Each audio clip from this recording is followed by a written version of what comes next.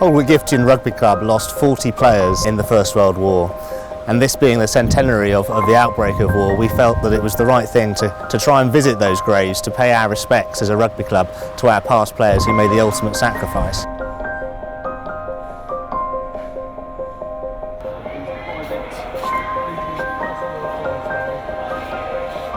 At each grave or memorial site we've been laying a wreath, having a minute's silence and having a bit of background about the person. We've been very fortunate to have the help of an archivist from the school who's given us a lot of information about these men.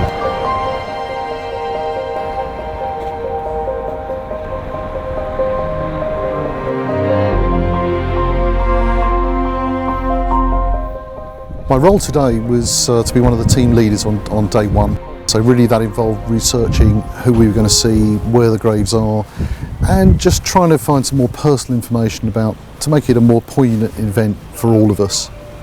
Died on March the 6th, 1915 at the age of 23. It's been really poignant to hear about their lives before war, how similar they were to us, how close they lived to where we live now, how they did the same things that we do now, and to link that with the ultimate sacrifice that they made, how they came to this place that's so beautiful in this weather, and how desperately sad it would have been then and the suffering they went through.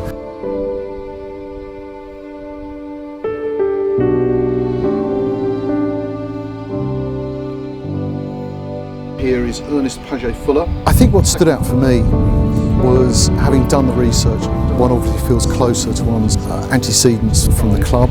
And brilliantly, he was the son of Ernest and Mary Fuller of 57 Crome Road, which is an address that should ring with all of us. And having visited the graves, what a beautiful setting they are, and trying to imagine what those guys have been through.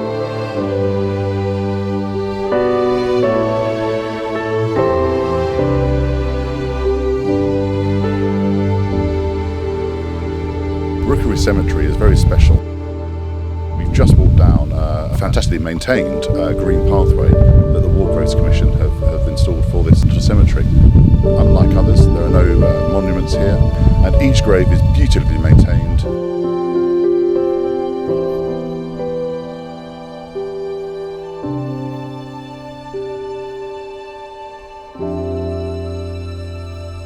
We will remember them.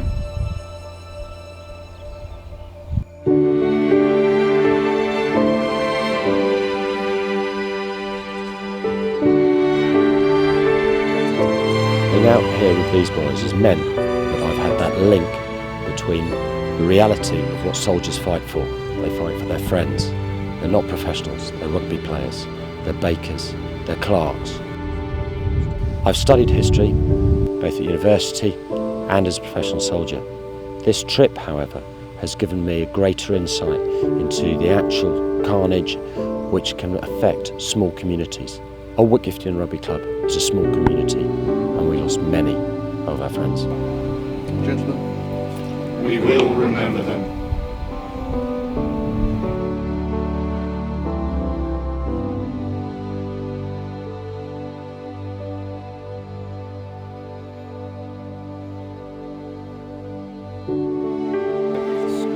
Between 1903 and 1908, died 1917, aged 23.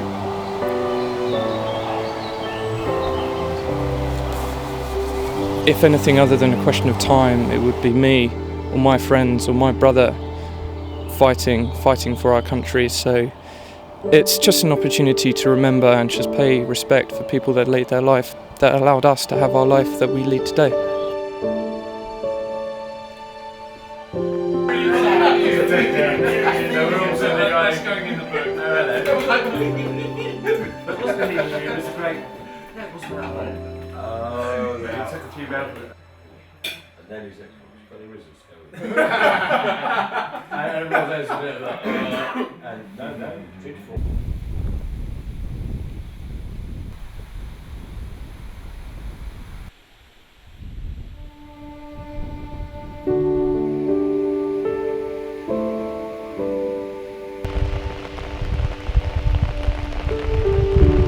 For me, it's put things into perspective. We all have stresses and strains at home and at work, but coming here, coming to the Stom, standing in the Thiepval Memorial here, surrounded by the names of 70,000 dead, it just makes you realise what's important in life, which is your health and your family. And I think as a group, we can all take that from this trip. They shall grow not old, as we that are left grow old. Age shall not weary them, nor the years condemn. At the going down of the sun, and in the morning, we will remember them.